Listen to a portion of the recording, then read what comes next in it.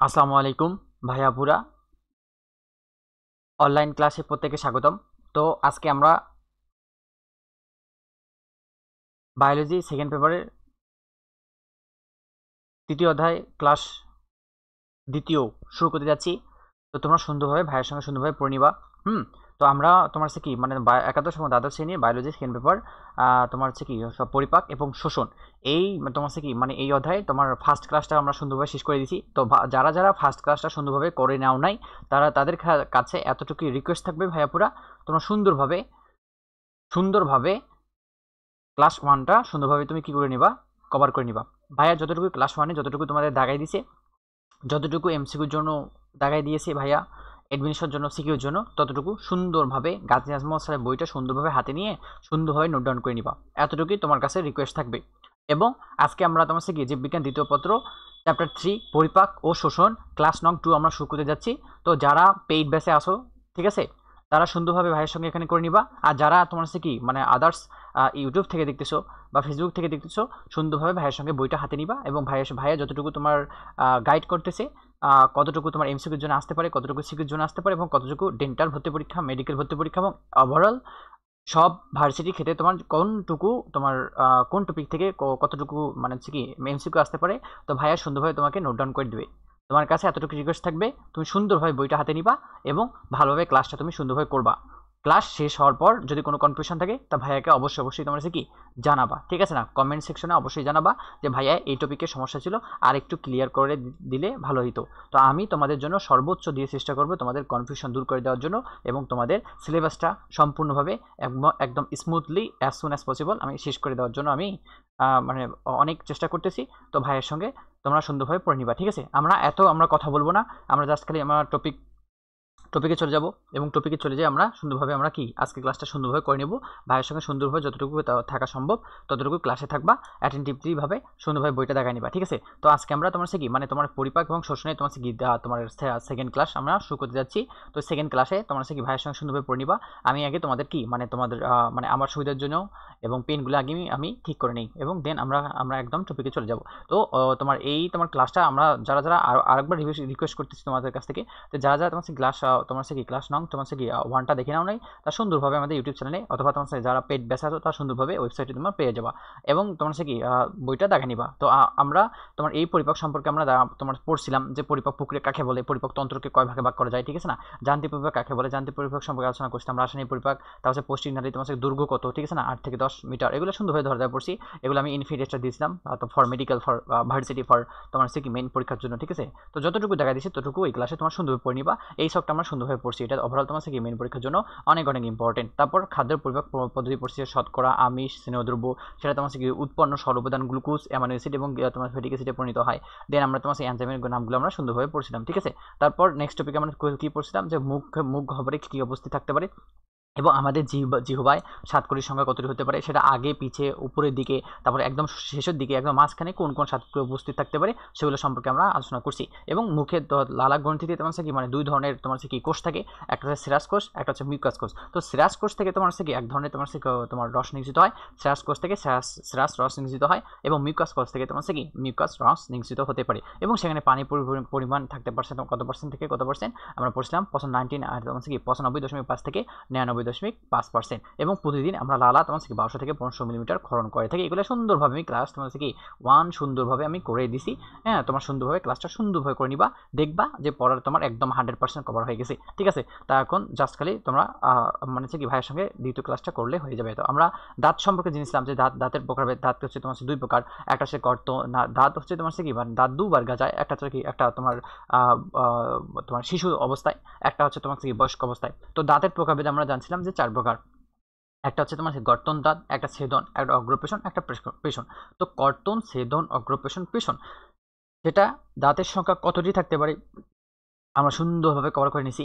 এবং তোমার হচ্ছে কি মানে ডেন্টাল ফর্মুলা আমরা পড়ছিলাম যে তোমার দাঁত নিয়ে যে তোমার ফর্মুলা গঠন করা হয় থাকে, ডেন্টাল ফর্মুলা বলে চোয়াল, সেটা তোমার হচ্ছে কি মানে প্রাপ্তবয়স্ক অবস্থায় এটা জানছিলাম। এটা একদম টনটন মুখস্থ করে নিবা, এটা ইনফিনিটেসটা ইম্পর্টেন্ট মেডিকেলের জন্য। তারপর 5 বছর থেকে 6 বছরের মধ্যে কোন দাঁত থাকতে পারে, এই তোমার হচ্ছে কি 20টা দাঁত থাকতে পারে এবং পূর্ণবয়স্ক অবস্থায় 32টা দাঁত থাকতে পারে। তো আমরা এখান থেকে সুন্দরভাবে আমরা কি করবো ক্লাস 1টা করে নেব। এখন আমরা শুরু করতে যাচ্ছি তোমার কি পাকস্থলী খাদ্য পরিপাক সম্পর্কে আমরা সুন্দরভাবে আলোচনা করব যে পাকস্থলী এখন সম্পর্কে আমরা কি এখন সুন্দরভাবে নোট ডাউন করে নিবা। তো আমরা চলে আসি যে পাকস্থলী ডায়াফ্রামের নিচে উদরের উপরে অংশ অবস্থিত, কত সেন্টিমিটার লম্বা? 30 সেন্টিমিটার লম্বা এবং তোমার হচ্ছে কি তোমার হচ্ছে কি মানে তোমার 15 সেন্টিমিটার চওড়া বাঁকানো থলির মতো। তাহলে যদি কোশ্চেন আসে যে তোমার হচ্ছে কি মানে পাকস্থলীর দৈর্ঘ্য কত? 30 সেন্টিমিটার, প্রস্থ কত? তোমার হচ্ছে কি 15 সেন্টিমিটার। তাহলে এটা এমসিকিউর জন্য অনেক অনেক ইম্পর্টেন্ট, ঠিক আছে? তো সুন্দরভাবে পড়ে নেব আমরা যে সদ্য ভূমিষ্ঠ শিশুদের তোমার হচ্ছে পাকস্থলী তোমার ধারণ ক্ষমতা কত হতে পারে? তোমার হচ্ছে কি 30 মিলিমিটার হতে পারে বা 1 আউন্স হতে পারে। এটা অনেক ইম্পর্টেন্ট, বিশেষ ক্ষেত্রে মেডিকেলের জন্য তো একদম হিউজ পরিমাণে ইম্পর্টেন্ট। তারপর তোমার হচ্ছে কি বয়সন্ধিকালের সেরা ধারায় তোমার 1 লিটার এবং প্রাপ্তবয়স্ক অবস্থায় সেরা ধারায় তোমার 1.5 থেকে 2 লিটার হতে পারে। তো এটা আমরা সুন্দরভাবে আমরা কি করব মুখস্থ করে নেব যে তোমার থেকে পাকস্থলীর দৈর্ঘ্য হচ্ছে তোমার 30 সেন্টিমিটার এবং প্রস্থ হচ্ছে তোমার 15 সেন্টিমিটার এবং সদ্য ভূমিষ্ঠ পাকস্থলীতে তোমার কি মানে তোমার বেবিদের ধারণ ক্ষমতা থাকতে পারে সেটা হচ্ছে 30 মিলিমিটার বা 1 আউন্স বলা হয়, ঠিক আছে? এবং বয়সন্ধিকালে পাকস্থলীর ধারণ ক্ষমতা হচ্ছে 1 লিটার এবং প্রাপ্তবয়স্ক অবস্থায় তোমার কি পাকস্থলীর ধারণ ক্ষমতা দ্বারায় 1.5 থেকে 2 লিটার হতে পারে। তাহলে এখান থেকে আমরা এতটুকু সুন্দরভাবে মনোযোগ সহকারে আমরা কি করব কভার করে দেবো, ঠিক আছে? তারপর আমরা চলে আসি যে পাকস্থলী তোমার বিভিন্ন অংশ দেওয়া আছে, কি অংশ দেওয়া আছে আমরা কি ভাইয়ের সঙ্গে সুন্দরভাবে পড়ে নেব যে তোমার কি কার্ডিয়াক রয়েছে, ফান্ডাস দেওয়া আছে, দেহ বা কার্পাস তোমার অ্যান্ট্রাম দেওয়া আছে এবং কি পাইলোরাস দেওয়া আছে, ঠিক আছে না? তো পাকস্থলী কয়টা পার্ট? পাকস্থলী হচ্ছে তোমার কি 3টা পার্ট দেওয়া আছে, তো অনেকগুলো পার্ট দেওয়া আছে। এই যে অন্ননালী, এই যে অন্ননালী, এটা এই পার্টকে বলা হয় অন্ননালী। তারপর তোমার কি এই যে তোমার 60 গম্বুজের মধ্যে তোমার যে তোমার পর্দাটা থাকলো, সেই পর্দার বা তোমার কি ভেদ করে তোমার পাকস্থলীতে প্রবেশ করে খাদ্যগুলোতে, এই পর্দার নাম হচ্ছে কার্ডিয়া, ঠিক আছে না? এবং তোমার কি 60 গম্বুজের মতো মসজিদের মতো দেখা যায় সেটা ফান্ডাস এবং সেখানে দেহ থাকতে পারে এবং সেখানে অ্যাট্রাম থাকতে পারে এবং পাইলোরাস স্প্রিংটা থাকতে পারে। এটা হচ্ছে কি ডিউডিনামের অংশ। তো এই যে বেসিক্যালি তোমার মেইন পরীক্ষায় তোমার এই তোমার যে চিত্রটা সুন্দরভাবে চলে আসে। তো চিত্রটা আমি আগে তোমাদের বলে দিলাম যে চিত্রটা সুন্দরভাবে তোমার কি করবা বাসায় প্র্যাকটিস করে নিবা। এই চিত্রটা তোমার মেইন পরীক্ষায় চলে আসতে পারে সিকিউর জন্য। আবার সিকিউর জন্য তোমার এই পার্টটা তোমার ইম্পর্টেন্ট, বিশেষ করে তোমার সিকিউর জন্য তোমার 10 স্টার ইম্পর্টেন্ট। মাঝে মাঝে বলে যে পাকস্থলীর গঠন বর্ণনা করো, তাহলে পুরো পার্টটাই তোমার মুখস্থ করতে হবে এবং A to Z দিতে হবে। বায়োলজি সাবজেক্টটা হচ্ছে তোমার মুখস্থ বিদ্যা, ঠিক আছে? তো এখানে যতই তুমি মুখস্থ করতে পারবা, যতই প্র্যাকটিসের মধ্যে রাখবা, যতই রিভিশনের মধ্যে রাখবা, ততই তোমার বায়োলজি তোমার প্রিপারেশনটা একটু গুছাই যাবে। তো ভাইয়া যথেষ্ট পরিমাণে তোমাদের ভালোভাবে পড়াইতেছে, তো তোমরা সুন্দরভাবে ভাইয়ের সঙ্গে পড়বা, এর এক্সাম দিবা এবং রিভিশন দিলেই তোমার হয়ে যাবে। That will be more than enough. এখান থেকে আর কিছুই লাগবে না, ঠিক আছে? তো কার্ডিয়াক আমার চলে আসে যে পাকস্থলী তোমার কতগুলো তোমার অংশ দেওয়া আছে। প্রথমটা হচ্ছে কি কার্ডিয়াক, ঠিক আছে না? বাংলাটা মুখস্থ করবা মেডিকেলের জন্য। অর্থাৎ যে অংশে অন্ননালী উন্মুক্ত হয় তা হচ্ছে কার্ডিয়াক। তাহলে যে নালীতে তোমার হচ্ছে কি যে তোমার হচ্ছে কি অন্ননালী, যে অংশে অন্ননালী উন্মুক্ত হয় তা হচ্ছে কার্ডিয়াক। তো এই যে পার্টটা হচ্ছে কার্ডিয়াক, ঠিক আছে না? এটা হচ্ছে কার্ডিয়াকের অংশ। অর্থাৎ কার্ডিয়াক স্প্লিন্টার নামক বেশি বলয় ধারণ করতে পারে। জাস্ট এতটুকু এখান থেকে মুখস্থ করবা যে পাকস্থলী পার্ট একটা আছে, সেটা নাম হচ্ছে কার্ডিয়াক। তারপরে ফান্ডাসে চলে আসলাম, তাহলে কি অর্থাৎ কার্ডিয়াকের নিচে এবং বাম পাশের গম্বুজ আকৃতি উঁচু অংশের নাম হচ্ছে ফান্ডাস। এক সময় তোমার ভর্তি পরীক্ষা চলে আসছিল যে তোমার কি মানে ফান্ডাস আকৃতিটা কি, চতুর্ভুজ, ত্রিভুজ, না তোমার গোলাকার, না তোমার গম্বুজ আকৃতি। এটা হচ্ছে কি হবে গম্বুজ আকৃতি হতে পারে। তাহলে এইটা একদম সুন্দরভাবে মুখস্থ করে নিবা। পরিপাকের সময় গ্যাস তোমার কি সৃষ্ট গ্যাস এখানে জমা থাকে, শেষ। এখান থেকে এতটুকু পড়লে তোমার হয়ে যাবে। তারপর দেহ বা কার্পাসে চলে আসলাম, এটি পাকস্থলীর প্রধান এবং সর্ববৃহৎ অংশ। এখানে খাদ্য পরিপাক সংগঠিত হয়। অবশ্যই বডি পার্টে তোমার সব খাদ্য সেখানে তোমার হচ্ছে কি জমা হবে। হাইড্রোক্লোরিক তোমার হচ্ছে কি এসিড নিঃসৃত হবে, সেগুলো ব্যাকটেরিয়া তোমার হচ্ছে কি তোমার মেরে ফেলে পরিপাক প্রক্রিয়া সম্পন্ন হবে, ঠিক আছে না? অর্থাৎ তারপরে অ্যান্ট্রামে চলে আসলাম যে এটি কার্পাসের নিচে বাঁকা অংশ, অন্তরে প্রবেশ পূর্বে এখানে খাদ্য সাময়িকভাবে জমা থাকে। পাইলোরাসে চলে আসলাম যে পাকস্থলী যে অংশটি অন্তরের ডিউডিনামে মুক্ত হয় তা হচ্ছে পাইলোরাস। তাহলে সিকিউর জন্য তোমার এতটুকু তোমার কি টনটন মুখস্থ করতে হবে। সিকিউতে তোমার অনেক কোশ্চেনে তোমার বোর্ড কোশ্চেনে যদি তুমি অ্যানালাইসিস করো তাহলে দেখতে পারবা ভাইয়াপুরা যে তোমার এই কোশ্চেনটাই চলে আসছিল যে পাইলোরাস কাকে বলে, ঠিক আছে না? পাইলোরাস কাকে বলে, তাহলে সুন্দরভাবে লিখে দিতে পারবা। সিকিউতে তোমার ক নাম্বার কোশ্চেনের জন্য কি ভাইয়া পুরা বলো তো কি ইম্পর্টেন্ট, এখানে মনোযোগ দাও, ঠিক আছে? তো পাইলোরাস অর্থাৎ পাকস্থলী যে অংশটি অন্তরে ডিউডিনামে উন্মুক্ত হয় তাকে বলা হয় পাইলোরাস বলা হয়। তো ডিউডিনামটা তোমার কোন জায়গা থেকে আসলো? আমরা পড়ছিলাম যে তোমার কি মানে তোমার ক্ষুদান্তে তোমার পার্ট হচ্ছে 3টা, ডিউডিনাম, জেজুনাম, ইলিয়াম। তো পাইলোরাস কিসের সাথে যুক্ত থাকতে পারে ভাইয়া পুরা? ডিউডিনামের সাথে কি থাকতে পারে? যুক্ত থাকতে পারে। সুন্দরভাবে এখান থেকে একটা পয়েন্ট মনে রাখবা। তারপর চলে আসো যে এটি পাইলোরাস স্প্লিন্টার নামক পেশি বলয় ধারণ করতে পারে। তাহলে এখান থেকে আমরা এই পয়েন্টটা থেকে আমরা এতটুকু জানলাম যে তোমার কি পাকস্থলী তোমার কার্ডিয়াক দেওয়া আছে, কার্ডিয়াক অংশটা মুখস্থ করবা। তারপর ফান্ডাস কি আকৃতির? তোমার গম্বুজ আকৃতির হতে পারে। এখান থেকে এতটুকু পড়লে হয়ে যাবে। তারপর দেহ রয়েছে, তারপর অ্যান্ট্রাম দেওয়া আছে এবং পাইলোরাস কাকে বলে সেগুলোর জন্য মুখস্থ করতে হবে, টনটনা মুখস্থ করতে হবে। তুমি তোমার একদম নাম ভুলে যাও, খাওয়া পড়া সব ভুলে যাও, কিন্তু এটা ভোলা যাবে না, ঠিক আছে? তো পাইলোরাস তোমার হচ্ছে পাকস্থলীর যে তোমার হচ্ছে কি অংশটি অন্ত্রের ডিউডিনামে উন্মুক্ত হয় তাকে বলা হয় কি পাইলোরাস বলা হয়। তাহলে এখান থেকে আমরা সুন্দরভাবে এতটুকু আমরা কি করব মুখস্থ করলেই হয়ে যাবে, ঠিক আছে। তো তারপর আমরা কি নেক্সট টপিকে আমরা চলে যাবো। তো ভাইয়ের সঙ্গে সুন্দরভাবে বইটা দেখাই নিবা, ঠিক আছে। তারপর আমরা চলে আসলাম যে যান্ত্রিক পরিপাকের কতগুলো কি ঘটনা দেওয়া আছে পড়তে হবে। এখানে বলছে মুখ থেকে চর্বি খাদ্য অন্ননালীতে পাকস্থলী এসে 4 থেকে 9 ঘন্টা অবস্থান করে থাকে। যাদের বই নতুন এডিশনে বই আছে তারা সুন্দরভাবে ওটা বই তোমাদের বইয়ে দেওয়া আছে, আর যাদের নাই, স্পেশালি যাদের নাই তারা সুন্দরভাবে এখান থেকে লিখে নিবা। একদম ফুল কথা, একদম তোমার ফ্রেশ মাইন্ডের কথা বললাম, যে যাদের বইয়ে তোমার এই তোমার ওয়ার্ডগুলো নাই বা তোমার টপিকটা নাই, সুন্দরভাবে খাতায় নোট ডাউন করে নিবা, এবং খাতায় তো না, বইয়ে নোট ডাউন করে নিবা, ঠিক আছে। এগুলো মাস্ট লাগবে। যে এখানে বলছে মুখ থেকে চর্বি খাদ্য অন্ননালীর পথে পাকস্থলী এসে 4 থেকে 9 ঘন্টা তোমার অবস্থান করে থাকে। তাহলে কয় ঘন্টা অবস্থান করে থাকে? 4 থেকে 9 ঘন্টা অবস্থান করে থাকে। এটা আমরা কি করবো, এমসিকিউর জন্য একদম মুখস্থ করে নেব। তারপর চলে আসলাম যে তরল অবস্থায় 15 থেকে 20 মিনিটের মধ্যে তোমার হচ্ছে কি খাদ্য পাকস্থলী খাদ্য খালি হয়ে ক্ষুদান্তে এসে পৌঁছায়। তাহলে যদি কখনো প্রশ্ন আসে এমসিকিউতে যে মুখ থেকে চর্বি খাদ্য অন্ননালীতে পাকস্থলীতে এসে কত ঘন্টা অবস্থান করে থাকে? 4 থেকে 9 ঘন্টা অবস্থান করে থাকে, এবং তরল খাদ্য 15 থেকে 30 মিনিটের মধ্যে পাকস্থলী খালি করে ক্ষুদান্তে পৌঁছে যায়। জাস্ট এখান থেকে এতটুকু পয়েন্ট মুখস্থ করলেই তোমার হয়ে যাবে, ঠিক আছে না। এখান থেকে আমরা কি করব, এখান থেকে সুন্দরভাবে আমরা এই কটা পয়েন্ট আমরা সুন্দরভাবে এখান থেকে মুখস্থ করে নেব। তারপর চলে আসো যে তোমার তারপর পড়তে হবে যে 2 নম্বর পয়েন্টে চলে আসলাম, যে এই সময় প্যারাইটাল কোষ থেকে হাইড্রোক্লোরিক খরিত হয়, খাদ্য বাহিত অধিকাংশ ব্যাকটেরিয়াকে ধ্বংস করে দেয়। তাহলে তোমার হচ্ছে কি তোমার হাইড্রোক্লোরিক খরিত হয় কোন কোষ থেকে? হাইড্রোক্লোরিক অ্যাসিড খরিত হয় প্যারাইটাল কোষ থেকে, আমরা জানবো। এখান থেকে জাস্ট এই পয়েন্টটা মুখস্থ করে মুখস্থ করলেই হয়ে যাবে, যে তোমার কি হাইড্রোক্লোরিক অ্যাসিড খরিত হয় তোমার কি পাকস্থলী প্যারাইটাল কোষ থেকে খরিত হতে পারে। এখান থেকে এতটুকু জানবা, তাহলে হয়ে যাবে, ঠিক আছে না। এখান থেকে এতটুকু জানলেই তোমার হয়ে যাবে, ঠিক আছে। পাকস্থলী প্যারাইটাল কোষ থেকে হাইড্রোক্লোরিক অ্যাসিড নিঃসৃত হয়। তারপর 3 নম্বর পয়েন্টে চলে আসো, মসৃণে পেশি 3টি স্তর নিয়ে গঠিত। তাহলে মসৃণে পেশি কয়টি স্তর নিয়ে গঠিত? আমরা সুন্দরভাবে ভাইয়া পড়াই দেবে তখন পড়লেই হয়ে যাবে। এখান থেকে আমরা কিছু পড়বো না, জাস্ট খালি এতটুকু রিডিং দিবা।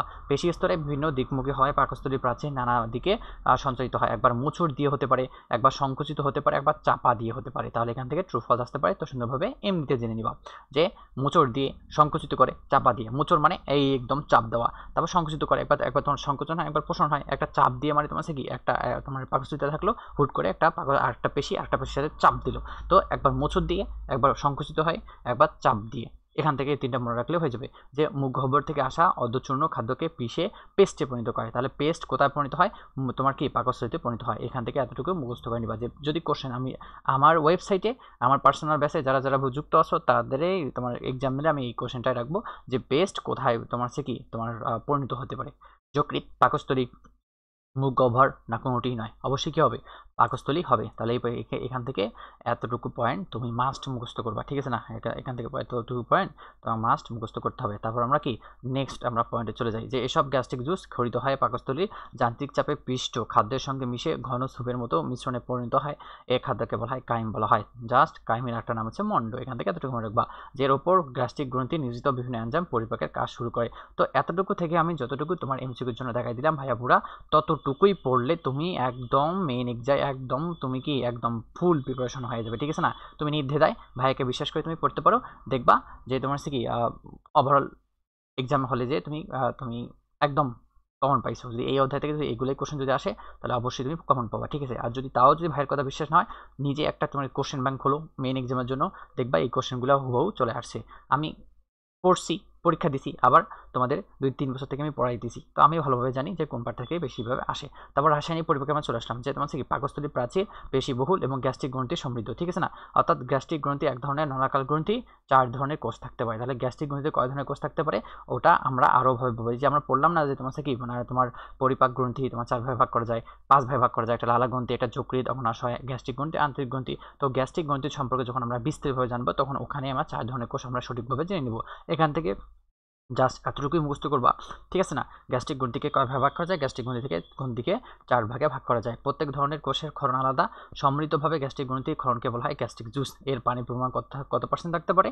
99.4 তোমার কি 4-5% থাকতে পারে, 99.45%। এখান থেকে এতটুকু আমরা মুখস্থ করবো, ঠিক আছে না। এইটাই তোমার এমসিকিউর জন্য 5 স্টার ইম্পর্টেন্ট। তোমাকে বলবে যে গ্যাস্ট্রিক তোমার কি তোমার গ্যাস্ট্রিক তোমার গ্রন্থিতে পানির পরিমাণ কত পার্সেন্ট থাকতে পারে? 99.45% থাকতে পারে।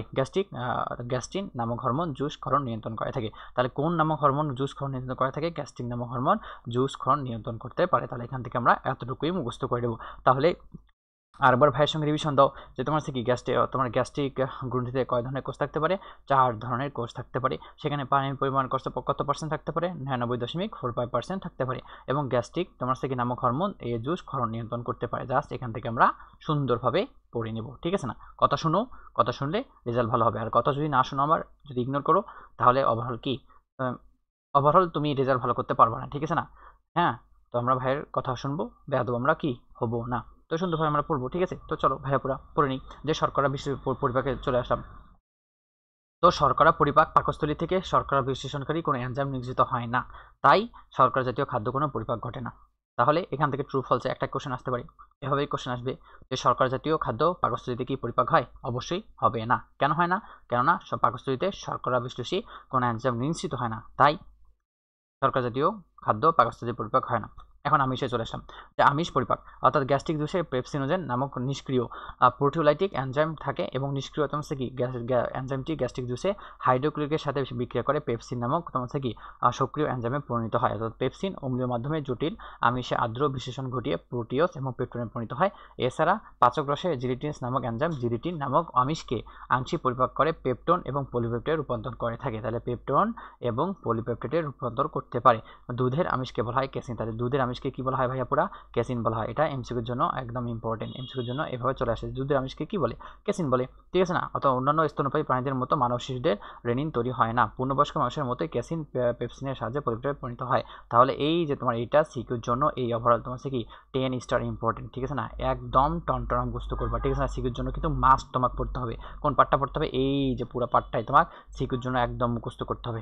আমি বলে দিচ্ছি, সুন্দরভাবে বইটা দেখায় নিবা এবং সুন্দরভাবে মুখস্থ করে নিবা, ঠিক আছে না? কেননা ভাইয়া পড়ে আসছে এবং ভাইয়া নিজেই তোমার হচ্ছে কি এক্সাম ফেস করছে, এগুলো কোশ্চেন ফেস করছে। তো এখানে যতটুকু দেওয়া আছে ততটুকু রিডিং পড়ে নিবা। এবং এই যে তোমার এই বাংলাটাতে দেওয়া আছে এই বিক্রিয়ার মাধ্যমে এগুলো বলছে যে আমিষ প্লাস পানির সাথে যদি আমি তোমার সে কি বিক্রিয়া করি পেপসিনের তোমার সে কি উপস্থিতিতে, তাহলে তোমার সে কি প্রোটিওস এবং পেপটোনে পরিণত হবে এবং সেই জিলিটিনের তোমার সে এনজাইম প্রভাবে পেপটোন এবং পলিপেপটাইডে রূপান্তর হবে এবং সেই কেসিন যদি আমি তোমার সে কি পেপসিনের উপস্থিতিতে যদি বিক্রিয়া করি তাহলে পলিপেপটাইডে রূপান্তর হবে। তাহলে এটা তোমার সে কি এটা 10 স্টার ইম্পর্টেন্ট, বিশেষ করে তোমার মেডিকেল ভর্তি পরীক্ষার জন্য, ঠিক আছে? তো এটা যেমন তোমার মেইন পরীক্ষার জন্য ইম্পর্টেন্ট, তেমনি মেডিকেল ভর্তি পরীক্ষার জন্য অনেক ইম্পর্টেন্ট। তো সুন্দরভাবে এখান থেকে জাস্ট এই বিক্রিয়াগুলো টনটন মুখস্থ করবা, যেন চোখ বন্ধ করলে তুমি তোমার চোখের সামনে ভেসে আসে এই লেখাগুলো, ঠিক আছে না? যে এগুলা এই 3টা পয়েন্ট আমরা কি করবো? সুন্দরভাবে মুখস্থ করে নেব, ইগনোর করো না। দেখবা যে তোমার সে কি তো চলে আসবে, যে তোমার এই কোশ্চেনগুলো চলে আসবে। বিক্রিয়া তোমার উৎপাদ বিক্রিয়ক যে কোনো তোমার একটা মিসিং থাকবে বা তোমার এনজাইমটাও মিসিং থাকতে পারে, তো বলবে এমসিকিউতে বলবে।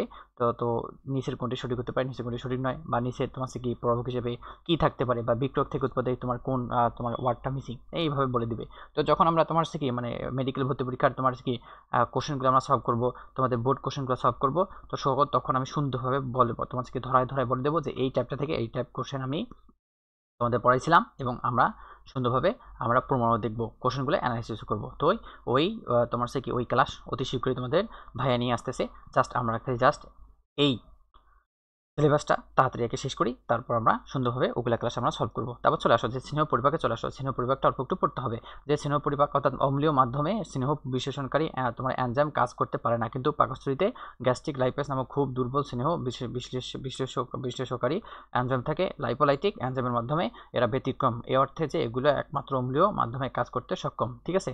এ কাজ কেবল মাখনের চর্বি বা তোমার কি বাটার ফ্যাট এর ওপর কাজ করে বলে প্রমাণ পাওয়া গেছে।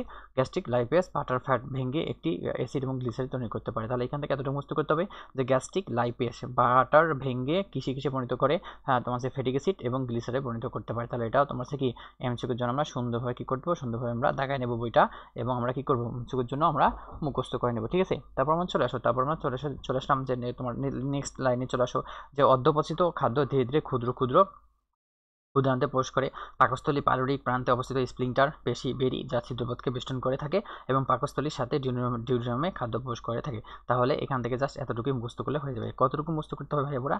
এতটুকু মুখস্থ করতে হবে। এই পেজটা সুন্দরভাবে মুখস্থ করবে। এই যে পেজটা যতটুকু আমি দাগাই দিলাম, অনেক কিছু দাগাই দিচ্ছি কিন্তু, ঠিক আছে না? এই পেজটা সুন্দরভাবে তোমরা মুখস্থ করে নেবো, ঠিক আছে? তারপর আমরা চলে আসি, তারপর নেক্সট পেজ আমরা চলে আসি। নেক্সট পেজ তোমার কি বলছে যে বলছে আরও পয়েন্ট আছে, ঠিক আছে? আর পয়েন্ট তো নাই। তারপর এখান থেকে বলবো যে পাকস্থলী নিজেই এনজাইম পরিপাক হয় না কেন। এটা বেসিক্যালি তোমার আছে কি মানে মেইন করে তোমার মেইন পরীক্ষায় তোমার সিকিউতে তোমার ক নাম্বার অথবা খ নাম্বার কোশ্চেন আসে। তো এখান থেকে আমি সাজেস্ট করব যে এখান থেকে না পড়তে, কেননা এই ওয়ার্ডগুলো তোমার একদম তোমার মানে হচ্ছে কি বোরিং লাগবে এবং মুখস্থ করতে কষ্ট হবে। তুমি তোমার যে কোনো সহায়ক বই হোক, পাঞ্জারি, তারপর তোমার হচ্ছে রয়্যাল পাবলিকেশন, তারপর তোমার হচ্ছে কি নিউটন, যাই হোক না কেন ভাইয়া পুরা সহায়ক বই থেকে জাস্ট খালি বোর্ড কোশ্চেন মানে কি ওই শর্ট কোশ্চেনগুলো তোমার মুখস্থ করলে হয়ে যাবে। আর এটা তোমার মাস্ট পাবা, ঠিক আছে, যে পাকস্থলী নিজেই এনজাইম পরিপাক হয়ে যায় না কেন ব্যাখ্যা করো, তো ওখান থেকে পড়ে নিলে হয়ে যাবে। তাও আমি পড়ে দিচ্ছি যে এডমিশনের জন্য কতটুকু ইম্পর্টেন্ট। পাকস্থলী সমগ্র অন্তঃগাত্র গ্যাস্ট্রিক মিউকাসা আবৃত। এই আবরণে হাইড্রোক্লোরিক মিউকাস বিভিন্ন পোরো এনজাইম এবং বাইকার্বনেটে ক্ষরণ করে পাকস্থলী যেন নিজেই হজম হয়ে না যায়, সেই কারণে নিম্নোক্ত 5টি প্রক্রিয়া ঘটতে পারে। সেই 5টি প্রক্রিয়া সুন্দরভাবে ভাইয়ের সঙ্গে কী করবো পড়ে নেব। তো চলো, পাকস্থলী অন্তর্গাত্র থেকে নিঃসৃত পুরু মিউকাস স্তর হাইড্রোক্লোরিকের আক্রমণ রোধকারী ভৌত প্রতিবন্ধক হিসেবে কাজ করে, পড়বো, রিডিং দিব, ঠিক আছে। তারপর পাকস্থলী অন্তর্গাত্র থেকে কার্বনেট বা বাইকার্বনেট প্রকৃতপক্ষে একটি ক্ষার এবং একটি হাইড্রোক্লোরিককে প্রশমিত করে, রিডিং দিব। তারপর সে কি এনজাইম পেপসিন প্রথমে পেপসিনোজেন নামক প্রো এনজাইম হিসেবে নিষ্ক্রিয় অবস্থা করিত হয় এবং হাইড্রোক্লোরিকের সংস্পর্শে এলে এটি সক্রিয় পেপসিনে পরিণত হয়, রিডিং দেবো, ঠিক আছে না। এই পার্টটা তুমি রিডিং দিলে হয়ে যাবে, ঠিক আছে। তো আমরা কি দেবো, এই পার্টটা সুন্দরভাবে আমরা রিডিং দিলেই হয়ে যাবে। তারপর আমরা কি নেক্সট আমরা কি টপিকে তোমার পয়েন্টে চলে যাই, যে পাকস্থলী অন্তস্থ ইপিথেলিয়ামে কোষগুলো ঘন সংলগ্ন এবং দৃঢ় সংবদ্ধ থাকায় হাইড্রোক্লোরিক কিছুতেই ইপিথেলিয়ামে ক্ষতি করতে পারে না, রিডিং দেবো, ঠিক আছে। পাকস্থলী অন্তঃপ্রাচীরে বিদ্যমান ইপিথেলিয়াম কোষগুলো কতদিন বাঁচতে পারে, 3 থেকে তোমার 6 দিন বাঁচতে পারে। নিউ এডিশন বই থেকে এতটুকু মুখস্থ করে নিবা, যাদের বই এগুলো দেওয়া নেই তারা সুন্দরভাবে লিখে নিবা, ঠিক আছে, যে তোমার সে কতদিন বাঁচতে পারে, 3 থেকে 6 দিন বাঁচতে পারে। এগুলো সবসময় নতুন কোষ দিয়ে প্রতিস্থাপিত হয়, পাকস্থলী সুরক্ষা প্রদান করে। তাহলে এই 5 নম্বর পয়েন্টটা সুন্দরভাবে আমরা কী করবো মুখস্থ করে নেব, যে তোমার কতদিন পর্যন্ত বাঁচতে পারে। পাকস্থলী তোমার সে অন্তঃপ্রাচীরে কী থাকতে পারে, দেখো এখানে বলছে যে পাকস্থলীর অন্তঃপ্রাচীরে তোমার কি ইপিথেলিয়ামের কোষগুলো 3 থেকে তোমার 6 দিন বাঁচে এবং তোমার সে কি সব নতুন কোষগুলো তোমার সে কি প্রতিষ্ঠিত হয়ে পাকস্থলীর সুরক্ষা প্রদান করে থাকে। তাহলে এখান থেকে এতটুকু আমরা মুখস্থ করে নেব। তারপর আমরা কি চলে যাব, এভাবে তোমার স্বাভাবিক অবস্থায় পাকস্থলীর তোমার প্রোটিন নির্মাণ বা আন্তঃপ্রাচীর কখনো নিজের ক্ষরণে ক্ষতিগ্রস্ত হয় না। তবে হেলিকোব্যাক্টর পাইলোরিয়া নামক এক ধরনের ব্যাকটেরিয়া তোমার কি সংক্রমণে কিংবা NSAID নন স্টেরয়েডাল তোমার ইনফ্লামেটরি ড্রাগ ব্যথানাশক ওষুধ ধরনের ওষুধ প্রভাবে পাকস্থলী ক্ষত সৃষ্টি করতে পারে, যা গ্যাস্ট্রিক আলসার নামে পরিচিত। তাহলে এই পয়েন্টটা সুন্দরভাবে তোমাকে বুঝতে করতে হবে যে কোন ব্যাকটেরিয়া সংক্রমণে, তারপর NSAID এর ফুল ফর্ম কি, তারপরে একে কি বলা হয়, গ্যাস্ট্রিক আলসার বলা হয়। তাহলে এখান থেকে ঘুরে পাশে এভাবে এমসিকিউতে তোমার শর্ট এমসিকিউতে হোক বা শর্ট কোশ্চেনে তোমার চলে আসবে। তো এখান থেকে জাস্ট আমরা এখান থেকে এতটুকু আমরা কি করব মুখস্থ করে নেব। সিকিউর জন্য আমরা সুন্দরভাবে ক নাম্বারের জন্য অথবা শর্ট কোশ্চেনের জন্য আমরা সুন্দরভাবে এখানে কি করব মুখস্থ করে নেব। তো আমরা পাকস্থলী তোমার কি পাকস্থলী তোমার পুরো পার্টটাই আমরা শেষ করে দিলাম। কতটুকু ইম্পর্টেন্ট না সুন্দরভাবে ভাই দেখাই দিছে, তো সুন্দরভাবে পড়ে নিবা। বিশেষ ক্ষেত্রে তোমার কি এই যে রাসায়নিক তোমার পরিপাকটা তোমার খিচির জন্য একদম ভেরি ইম্পর্টেন্ট পুরো পার্টটাই, যে তারপর ব্যাখ্যা করতে বলে, তারপর তোমার এই বিক্রিয়াটা তো বলেই দিলাম, ঠিক আছে। তারপর আর এখানে তোমার এই যে তোমার এই টপিকটা তোমার সিকিউর জন্য একদম ভেরি ইম্পর্টেন্ট, ঠিক আছে না। তো সিকিউতে এমসিকিউতে তোমার এডমিশনে কতটুকু আসতে পারে ভাইয়া সুন্দরভাবে দেখাই দিল, ওখান থেকে পড়লে হয়ে যাবে। তারপর আমরা কি পড়বো, ক্ষুদ্রান্তের খাদ্য পরিপাক আমরা সুন্দরভাবে পড়বো, ঠিক আছে না। যে কি বলছে ক্ষুদ্রান্তের খাদ্য পরিপাক, আমরা এখন চলে আসলাম যে digestion of fruit in small intestine, তো আমরা পড়ে নেব যে পাকস্থলী পাইলোরিক স্প্লিন্টার। এখানে কি বলছে ভাই পড়া, যে পাকস্থলী পাইলোরিক স্প্লিন্টার তোমার পর বৃহদণ্ডের সূচনায় ইলিওকোলিক স্প্লিন্টার পর্যন্ত বিস্তৃত 6 থেকে 7 মিটার লম্বা পেঁচানো অংশকে কি বলা হয়, ক্ষুদ্রান্ত বলা হয়। তাহলে ক্ষুদ্রান্তের দৈর্ঘ্য কত হতে পারে, 6 থেকে 7 মিটার। তাহলে এখান থেকে এতটুকু পড়লে হয়ে যাবে। তো এখান থেকে তোমার এতটুকু মনে রাখতে হবে যে তোমার কি ক্ষুদ্রান্তে তোমার কি কত পর্যন্ত বিস্তৃত হতে পারে, লম্বা 6 থেকে 7 মিটার হতে পারে, একে বলা হয় ক্ষুদ্রান্ত। ক্ষুদ্রান্তের 3টা পার্ট দেওয়া আছে, ডিউডিনাম, জেজুনাম, ইলিয়াম, ঠিক আছে না। এই 3টা তোমার একদম ইংলিশ বাংলা সব মুখস্থ করতে হবে। ডিউডিনামের ক্ষুদ্র অংশকে বলা হয় ক্ষুদ্রান্তের প্রথম অংশ, যা দেখতে কিউ আকৃতির, ইউ আকৃতির, এটাই 5 স্টার ইম্পর্টেন্ট, ঠিক আছে না। তারপর বলছে এর আকৃতি এবং তোমার কি এর 25 থেকে 30 সেন্টিমিটার লম্বা। তাহলে তোমার কি ডিউডিনামটা তোমার কত সেন্টিমিটার লম্বা হতে পারে, তোমার 25 থেকে 30 সেন্টিমিটার লম্বা হতে পারে। এবং জেজুনাম তোমার কি প্রায় তোমার কি 2.5 মিটার লম্বা এবং শেষ অংশটি তোমার কি 3/5 লম্বা। তাহলে এই যে পার্টটা, এই যে তোমার পার্টটা তোমার এমসিকিউর জন্য একদম ভেরি ইম্পর্টেন্ট পার্ট, ঠিক আছে না। বিশেষ করে মেডিকেল ভর্তি পরীক্ষার জন্য একদম হিউজ পরিমাণে এটা ইম্পর্টেন্ট। তো সুন্দরভাবে এখান থেকে আমরা মুখস্থ করে নেব। আরেকবার রিভিশন দিই যে তোমার কি তোমার ক্ষুদ্রান্তে তোমার দৈর্ঘ্য কত, 6 থেকে 7 মিটার, এবং ক্ষুদ্রান্তে তোমার কি তোমার 3টা অংশ থাকে, একটা ডিউডিনাম, একটা জেজুনাম, একটা হচ্ছে ইলিয়াম, ঠিক আছে না। এই তোমার কি ইংলিশ টার্মগুলো মুখস্থ করবা। ডিউডিনামের ক্ষুদ্রাংশ প্রথম অংশ যাকে বলা হয় কি ইউ আকৃতির, যার তোমার হচ্ছে কি দৈর্ঘ্য হতে পারে বা লম্বা হতে পারে 25 থেকে 30 সেন্টিমিটার, এবং জেজুনামের তোমার হচ্ছে কি এর মানটা হবে প্রায় 2.5 মিটার, এবং শেষ অংশটি হচ্ছে কি ক্ষুদ্রান্ত, যার তোমার হচ্ছে কি তোমার মানে দৈর্ঘ্য হতে পারে 3/5 ঠিক আছে না, বা 3/2 হতে পারে। তাহলে এখান থেকে এতটুকু মুখস্থ করলে হয়ে যাবে। তারপর আমরা নেক্সট পয়েন্টে চলে যাবো। নেক্সট পয়েন্ট কি বলছে, যে সব ধরনের খাদ্য চূড়ান্ত পরিপাক ঘটে কোথায়? সব ধরনের খাদ্য চূড়ান্ত পরিপাক ঘটে কোথায় ভাইয়াপুরা? সব ধরনের খাদ্যের চূড়ান্ত পরিপাক ঘটে তোমার এই যে ক্ষুদ্রান্তে। তাহলে যদি কখনো এমসিকিউতে কোশ্চেন আসে যে সব ধরনের খাদ্যের চূড়ান্ত পরিপাক ঘটে কোথায়, যে সব ধরনের খাদ্যের চূড়ান্ত পরিপাক ঘটে এই যে ক্ষুদ্রান্তে। খাদ্যের উপর 3 ধরনের রস নিশ্চিত হয়। তাহলে কয় ধরনের রস নিশ্চিত হতে পারে এমসিকিউতে আসতে পারে, বা আমি যদি কোশ্চেন তোমাদের করি পরীক্ষা নেই তাহলে এভাবে কোশ্চেন করবো যে সব ধরনের খাদ্য চূড়ান্ত পরিপাক ঘটে কোথায়? বলো তো দেখি, বলো বলো কোথায় ঘটে? আমার সঙ্গে রিপিট করবা, রিপিট করলে পড়াটা তোমার মাথায় গেঁথে যাবে। তো সব ধরনের খাদ্যের চূড়ান্ত পরিপাক ঘটে ক্ষুদ্রান্তে। খাদ্যের উপর 3 ধরনের রস খরিত হয়, একটা হচ্ছে পিত্তরস, একটা অনাশয় রস, আর একটা কি বলো তো দেখি, বলো কি? হ্যাঁ, অগ্ন্যাশয় রস। তাহলে কি, অর্থাৎ খাদ্যের উপর 3 ধরনের রস থাকে, একটা পিত্তরস, একটা অগ্ন্যাশয় রস, একটা কি রস? আন্তরিক রস। তাহলে এখান থেকে আমরা এতটুকু মুখস্থ করবো। পিত্তরসকে বলা হয় বাইল, অগ্ন্যাশয় রসকে বলা হয় তোমার কি, অর্থাৎ প্যানক্রিয়াটিক জুস, এবং আন্তরিক রসকে বলা হয় ইন্টেস্টিনাল জুস। তাহলে এখান থেকে আমরা এতটুকু মুখস্থ করে নেব। আমরা আরেকবার দেখাই নিই যে তোমার কি সব ধরনের খাদ্য পরিপাক ঘটে তোমার ক্ষুদ্রান্তে। 3 ধরনের রস খরিত হয়, একটা হচ্ছে কি পিত্তরস, একটা তোমার অগ্ন্যাশয় রস, একটা তোমার কি আন্তরিক রস। তাহলে এখান থেকে আমরা সুন্দরভাবে পড়ে নেব। তো এই যে এতক্ষণ থেকে এই বক করলাম, এগুলো আসলে ইম্পর্টেন্ট, ঠিক আছে না? যান্ত্রিক পরিপাক আমরা চলে যাবো। যান্ত্রিক পরিপাকটা এটা তোমার পুরাটাই তোমার কি পুরাটাই তোমার কি সিকিউর জন্য একদম মাস্ট তোমাকে মুখস্থ করতে হবে, ঠিক আছে না? মাস্ট তোমাকে বুঝে বুঝে মুখস্থ করতে হবে। সিকিউতে তোমার একদম আমি গ্যারান্টি দিলাম, ঠিক আছে না? 100%, যদি 100% আমি গ্যারান্টি দিলাম এটা সিকিউতে তুমি পাবা, যে তোমার হচ্ছে কি ক্ষুদ্রান্তে তোমার যান্ত্রিক পরিপাকটা ব্যাখ্যা করো। তো সুন্দরভাবে এটা পড়ে নিবা। আর মেডিকেলের ক্ষেত্রে কি আসতে পারে এখান থেকে? হারমোনি কিছুই আসতে পারে না, যা সেখান থেকে এতটুকু আসতে পারে যে তোমার কি মানে আন্তরিক রসের তোমার মিউসিনের ক্রিয়া ক্ষুদ্রান্ত অবস্থিত খাদ্যবস্তু পিচ্ছিল হয়, স্থানিত হয়, যা রিডিং দিবা। তারপর 2 নম্বর পয়েন্ট এখানে বলছে ব্রুনাস গ্রন্থি গবলেট কোষ থেকে মিউকাস উৎপন্ন হয়। তাহলে এখান থেকে এভাবে মেডিকেল কোশ্চেন আসতে পারে যে মিউকাস উৎপন্ন হয় কোন কোন কোষ থেকে? গবলেট কোষ থেকে, ঠিক আছে না? ইংলিশটা মুখস্থ করবা, একটা ব্রুনাস কোষ থেকে। তাহলে এই পয়েন্টটা সুন্দরভাবে মুখস্থ করলে হয়ে যাবে। তারপর চলে আসা যে পিত্তরস পরোক্ষভাবে অন্তরের জীবাণু কর্মক্ষমতা কমিয়ে দেয়, রিডিং পড়বা। তারপর হচ্ছে কি পিত্ত লবণগুলো ক্ষুদ্রান্তের পেশি ক্রম সংকোচন বাড়িয়ে বৃহদান্ত্রের দিকে খাদ্যের গতি বৃদ্ধি করে, আমরা রিডিং দিব। অর্থাৎ কোলেসিস্টোকাইনিন নামক হরমোন পিত্তথলির সংকোচন ঘটিয়ে পিত্তথলিতে সঞ্চিত পিত্তরস ক্ষুদ্রান্তে পৌঁছায়, রিডিং। তারপর পিত্ত লবণ স্নেহদ্রব্যকে অদ্রবণ বা ইমালসিফিকেশনের মাধ্যমে সাবান ফেলার মতো ক্ষুদ্র ক্ষুদ্র কণায় পরিণত করে, জাস্ট রিডিং দেবো। তাহলে এইখান থেকে জাস্ট এতটুকু মুখস্থ করবা যে তোমার কি মানে মিউকাস উৎপাদন হয় তোমার কি ব্রুনার্স গ্রন্থি থেকে এবং গবলেট গ্রন্থি থেকে। এখান থেকে এতটুকু পড়লেই একদম হয়ে যাবে। এটা কিসের জন্য? এটা তোমার মেডিকেলে ভর্তি পরীক্ষার জন্য পড়লাম, যে মেডিকেল ভর্তি পরীক্ষার জন্য এই পয়েন্টটা মুখস্থ করলে হয়ে যাবে। আর সিকিউর জন্য তো বললাম এই পুরাটাই তোমার মুখস্থ করতে হবে, ঠিক আছে না? তারপর চলে আসলাম যে তোমার রাসায়নিক পরিপাক চলে আসলাম, যান্ত্রিক পরিপাকটা সুন্দরভাবে মুখস্থ করবা। আর রাসায়নিক পরিপাকে চলে আসলাম যে রাসায়নিক পরিপাকে কতটুকু পড়তে হবে ভাইয়া দেখা দিচ্ছে। পাকস্থলী থেকে আগত অম্লীয় কাইম অর্ধবাসিত শতকরা আমিষ এবং এর প্রায় পরিপাকৃত স্নেহদ্রব্য নিয়ে গঠিত। কাইম ক্ষুদ্রান্তের গহ্বরে পৌঁছালে অন্তর্প্রাচীর থেকে এন্টেরোকাইনিন, সিক্রেটিন, কোলেসিস্টোকাইনিন নামক হরমোন খরিত হয়।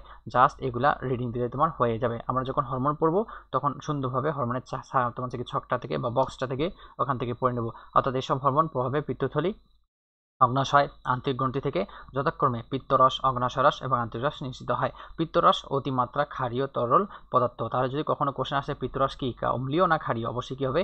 ক্ষারীয় হবে।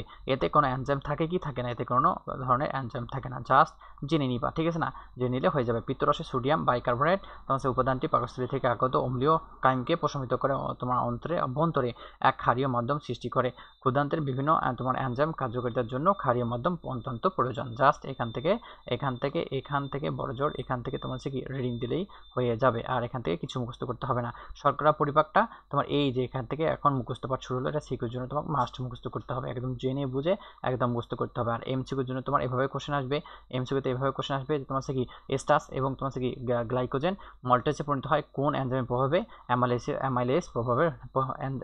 এনজাইমের প্রভাবে। তারপর এভাবে কোশ্চেন আসবে যে তোমার কি গ্লুকোজ পরিণত হয় মল্টোজ যে তোমার গ্লুকোজে পরিণত করে সেটা কোন এনজাইমের প্রভাবে? মল্টেজে প্রভাবে। তারপর আমরা 3 নম্বর পয়েন্টে চলে আসলাম যে আন্তরিক রস। এখানে এটা চলে গেল তোমার অগ্ন্যাশয় রস, শর্করা বিশ্লেষণ পরিপাক। আর এটা চলে আসলাম কি আন্তরিক রস। এটা আন্তরিক রস থেকে এভাবে কোশ্চেন আসবে যে স্টার্চ, ডেক্সিটিন এবং তোমার হচ্ছে পানি, হ্যাঁ, মল্টেস, মল্টোট্রাইস এবং ক্ষুদ্র ডেক্সিনে যে পরিণত হয় কোন এনজাইমের প্রভাবে হতে পারে? অ্যামাইলেজ এনজাইমের প্রভাবে হতে পারে। তাহলে এইভাবে সুন্দরভাবে মুখস্থ করতে হবে। তারপর আইসোমল্টেসে এভাবে কোশ্চেন আসবে যে তোমার কোন এনজাইমের প্রভাবে তোমার এই যে আইসোমল্টেস পানির সাথে বিক্রিয়া করে মল্টেস এবং গ্লুকোজে পরিণত করে, সেটা কোন এনজাইমের প্রভাবে? আইসোমল্টেজের প্রভাবে। এখান থেকে এভাবে কোশ্চেন আসবে। তো ওভারঅল এইখান থেকে এই বিক্রিয়াগুলো এইভাবেই কোশ্চেন আসতে পারে। তো তুমি তোমার নিজ দায়িত্ব থেকে তোমার সুন্দরভাবে সিকিউর জন্য একদম মাস্ট মুখস্থ করতে হবে। একদম তোমার এইগুলাই তোমার কোশ্চেনে চলে আসবে। আমি তোমার একদম 100% গ্যারান্টি দিলাম। যদি কোশ্চেন করতে যদি কখনো কোশ্চেন করে, তাহলে এইখান থেকে যদি ওভারঅল যদি কোশ্চেন আসে, তাহলে এগুলো সুন্দরভাবে তুমি তোমাকে মুখস্থ করে দিতে হবে। ঠিক আছে না? আমি দেখা দিচ্ছি, বিক্রিয়াগুলো দেখা দিচ্ছি, বিক্রিয়া তোমার সুন্দরভাবে পড়লেই হয়ে যাবে এবং বিক্রিয়ার ভাষাটা বুঝতেই হয়ে যাবে। যেমন কি অনাশয়ের ক্ষেত্রে তোমার এতটুকু তোমার সুন্দরভাবে মুখস্থ করবা। মেডিকেল সিকিউ মুখস্থ করলে মেডিকেলের জন্য একদম কভার হয়ে যাবে। যে অ্যামাইনো এনজাইম প্রভাবে তোমার কি স্টার্চ এবং গ্লাইকোজেন প্রভাবে মল্টেসে পরিণত হয় এবং মল্টেস এনজাইম প্রভাবে মল্টোজ থেকে গ্লুকোজে পরিণত হয়। ঠিক আছে? তারপর তোমার কি আন্তরিক তোমার রসে চলে আসলাম, যে তোমার আন্তরিক তোমার কি অ্যামাইলেজ, সেটা তোমার কি স্টার্চ এবং ডেক্সিটিন প্রভাব তোমার কি প্রভৃতি পলিস্যাকারাইডকে আদ্যবেশন করে মল্টোট্রাইস এবং কি ক্ষুদ্র ডেক্সিনে উৎপাদন করে। এই বিক্রিয়াটা সুন্দরভাবে মুখস্থ করে নিবা। ঠিক আছে? তারপর চলে আসলাম যে আইসোমল্টেসে চলে আসলাম, যে আইসোমল্টেস কি বলছে, অর্থাৎ এনজাইম আইসোমল্টেস জাতীয় শর্করা খাদ্য বিশ্বরণ ঘটিয়ে মল্টোজ গ্লুকোজ উৎপাদন করে থাকে। তাহলে এটাও তোমাকে মুখস্থ করে নিতে হবে। তারপর চলে আসলাম যে মল্টেস, অর্থাৎ এনজাইমের প্রভাবে মল্টোজ পানির সাথে বিক্রিয়া করে তোমার কি পরিণত করে? গ্লুকোজে পরিণত করে। সুক্রোজ তোমার কি সুক্রেজের এনজাইমের প্রভাবে তোমার পানির সাথে বিক্রিয়া করে তোমার গ্লুকোজ এবং ফ্রুক্টোজে পরিণত করে। ল্যাকটোজ অর্থাৎ তোমার কি ল্যাকটোজ পানির সাথে বিক্রিয়া করে ল্যাকটেজ এনজাইমের প্রভাবে গ্লুকোজ এবং গ্যালাক্টোজে পরিণত করে। তাহলে এগুলা সুন্দরভাবে এই পার্টগুলো তোমাকে সুন্দরভাবে ধরা পড়ে দিলাম। সুন্দরভাবে তোমাকে এগুলো সুন্দরভাবে মুখস্থ করতে হবে, হোক সেটা এমসিকিউ, হোক সেটা সিকিউ, হোক সেটা মেডিকেল ভর্তি পরীক্ষার জন্য। ঠিক আছে? তোমাকে সুন্দরভাবে পড়ে নিতে হবে। এগুলো বোর্ডিং পড়া, কিন্তু মাস্ট পড়তে হবে এক্সামে ভালো করার জন্য। এটাও সিকিউর জন্য তোমাকে একদম মাস্ট পড়তে হবে। ঠিক আছে না? এগুলাই তোমার মুখস্থ করতে হবে। যে তোমার ট্রিপসিন থেকে এতটুকু পড়বা, যে তোমার কি ট্রিপসিন, অর্থাৎ তোমার সেই ট্রিপসিনের তোমার এনজাইম প্রভাবে প্রোটিওস এবং পেপটোনে তোমার সাথে বিক্রিয়া করে তোমার কি পলিপেপটাইডে পরিণত করে। তারপর প্রোটিওস এবং পেপটন কাইমোট্রিপসিনের তোমার এনজাইম প্রভাবে তোমার কিসে পরিণত হয়? পলিপেপটাইডে পরিণত হতে পারে। 3 নম্বর পয়েন্টে চলে আসলাম যে তোমার পলিপেপটাইড কার্বো অক্সি পেপটাইডেস এনজাইমের প্রভাবে বিক্রিয়া করে ডাইপেপটাইড এবং অ্যামাইনো অ্যাসিডে পরিণত করে। তারপর এখান থেকে এতটুকু মুখস্থ করবা যে তোমার অ্যামিনো পেপটাইডেস এনজাইমের প্রভাবে পলিপেপটাইডের সাথে বিক্রিয়া করে তোমার কি অ্যামাইনো অ্যাসিডে পরিণত করে। ঠিক আছে? তারপর 5 নম্বর চলে আসলাম যে তোমার কি ট্রাইপেপটাইডেস তোমার কি ট্রাইপেপটাইড এর তোমার সাথে বিক্রিয়া করে তোমার কিসে পরিণত করে? অ্যামাইনো অ্যাসিডে পরিণত করে। এখান থেকে আমি মুখস্থ করবো। তারপর তোমার কি ডাইপেপটাইডেস তোমার এনজাইমের সাথে বিক্রিয়া করে তোমার কি ডাইপেপটাইড থেকে তোমার কি অ্যামাইনো অ্যাসিডে পরিণত করে। তারপর 7 নম্বর পয়েন্টে চলে আসলাম যে কোলাজিনেস এনজাইমের প্রভাবে বিক্রিয়া করে সরল পেপটাইডে পরিণত করে। তাহলে এখান থেকে এইভাবেই তোমার মুখস্থ করতে হবে। আবার যদি তুমি বিক্রিয়াটা সুন্দরভাবে মুখস্থ করতে পারো, তাহলে তুমি নিজেই বানাই তুমি লিখতে পারবা। 7 নম্বর আমরা শেষ করে দিলাম। তারপর ইলাস্টেজে চলে আসলাম, যে ইলাস্টেজ তোমার কি ইলাস্টিনের সাথে বিক্রিয়া করে তোমার কি তোমার পেপটাইডে পরিণত করে। মেডিকেল ভর্তি পরীক্ষা 23 থেকে 24 সালে আসছিল। দেখো, এটা প্রুফ তোমাদের দিলাম। তাহলে এগুলো পয়েন্ট ইনফিডিয়েস্টার ইম্পর্টেন্ট মেডিকেলের জন্য একদম ভেরি ইম্পর্টেন্ট বিক্রিয়াগুলো তোমাকে খুব সুন্দরভাবে পড়তে হবে। এটা সিকিউর জন্য ওভারঅল অনেক ইম্পর্টেন্ট, 100% ইম্পর্টেন্ট। ঠিক আছে? তো সুন্দরভাবে কী করবা? এগুলো পড়ে নিবা। তারপর চলে আসলাম যে তোমার অন্ত্রের রসের আমিষ পরিপাককারী এনজাইম অ্যামাইনো পেপটাইডেস পলিপেপটাইডকে তোমার অ্যামিনো অ্যাসিডে পরিণত করে এবং সেটা তোমার বিক্রিয়া করে তোমার কি অ্যামাইনো অ্যাসিডে পরিণত করতে পারে। এখান থেকে এতটুকুই মুখস্থ আমরা কী করবো? করে নেব। ঠিক আছে? তারপর ট্রিপসিন এবং পেপসিনের মধ্যে পার্থক্য আবার তোমাকে পড়তেই হবে। বিশেষ করে এই বক্সগুলো ট্রু ফলসের জন্য, তারপর তোমার এমসিকিউর জন্য, সিকিউতে শর্ট কোশ্চেনের জন্য এবং তোমার মেডিকেল ভর্তি পরীক্ষার জন্য একদম ভেরি ইম্পর্টেন্ট, তোমাকে পড়ে নিতে হবে। চলো ভাইয়ের সঙ্গে পড়ে নিই। যে পাকস্থলী গ্যাস্ট্রিক গ্রন্থি পেপটিক কোষ থেকে পেপসিন খরিত হয়। তাহলে পেপটিক কোষ থেকে কী খরিত হতে পারে? পথে পেপটিন, পেপটিক পথ হচ্ছে পেপসিন। আর অগ্নাশয় থেকে ট্রিপসিন উৎপাদন হতে পারে। তাহলে অগ্নাশয় থেকে কী হতে পারে? অগ্নাশয় থেকে তোমার কি ট্রিপসিন উৎপাদন হতে পারে। এটা 5 স্টার ইম্পর্টেন্ট, পড়তে হবে। তারপর পেপসিন পাকস্থলীতে নিঃসৃত হয়। তাহলে পেপসিন কোথায় নিঃসৃত হতে পারে ভাইয়া? পুরা পাকস্থলীতে নিঃসৃত হয়। অপরদিকে ট্রিপসিন কোথায় নিঃসৃত হয়? ক্ষুদ্রান্তের ডিউডিনামের অংশে নিঃসৃত হয়। 2 নম্বর পয়েন্টটাও ইম্পর্টেন্ট। এটি প্রথমে নিষ্ক্রিয় পেপসিন হিসেবে নিঃসৃত হয় এবং পরে পাকস্থলী হাইড্রোক্লোরিক অ্যাসিডের সংস্পর্শে সক্রিয় পেপসিনে পরিণত হয়। জাস্ট রিডিং দিবা। তারপর এটা হচ্ছে কি, এটি প্রথমে নিষ্ক্রিয় ট্রিপসিনের হিসাবে নিশ্চিত হয় এবং পরে ডিউডিনামে এন্টেরোকাইনেজ এনজাইম সংস্পর্শে এটি ট্রিপসিনে পরিণত হতে পারে। এটাও রিডিং দিলে হয়ে যাবে। 4 নম্বর পয়েন্টে চলে আসো যে এটি পাকস্থলীতে প্রোটিনকে প্রোটিওস এবং পেপটোনে পরিণত করে। তাহলে এই পয়েন্টটা মুখস্থ করতে হবে যে এটি পাকস্থলীতে প্রোটিনকে কিসে পরিণত করে, প্রোটিওস এবং পেপটোনে পরিণত করে। অপরদিকে এটি ডিউডিনামে প্রোটিওস এবং পেপটোনকে তোমার কি পলিপেপটাইডে পরিণত করতে পারে। তাহলে এই বক্সটা থেকে আমরা এতটুকুই জানবো যে পাকস্থলী তোমার কি পাকস্থলী তোমার কি পেপটিক কোষ থেকে পেপসিন নিঃসৃত হয়। তারপর পেপসিন তোমার সেই পেপসিন কোথায় নিঃসৃত হতে পারে, পাকস্থলীতে, এবং এটি পাকস্থলী তোমার সেই প্রোটিনকে প্রোটিওস এবং পেপটোনে পরিণত করতে পারে। অপরদিকে পেপসিন তোমার কি অগ্নাশয় থেকে নিয়ে তোমার কি অগ্নাশয় থেকে ট্রিপসিন উৎপাদন হয় এবং ট্রিপসিন ক্ষুদ্রান্তে কোথায় নিঃসৃত হতে পারে, ট্রিপসিন ক্ষুদ্রান্তে তোমার কি ডিউডিনামে নিঃসৃত হতে পারে। এখান থেকে এতটুকু মুখস্থ করবা যে এটি ডিউডিনামে প্রোটিওস এবং পেপটোনকে পলিপেপটাইডে পরিণত করতে পারে। তাহলে ওভারঅল এই যে পেপসিন এবং ট্রিপসিন তোমার কি বক্স ট্রু ফলসের জন্য, এমসিকিউর জন্য, সিকিউর জন্য, মেডিকেল ভর্তি পরীক্ষার জন্য একদম ইম্পর্টেন্ট।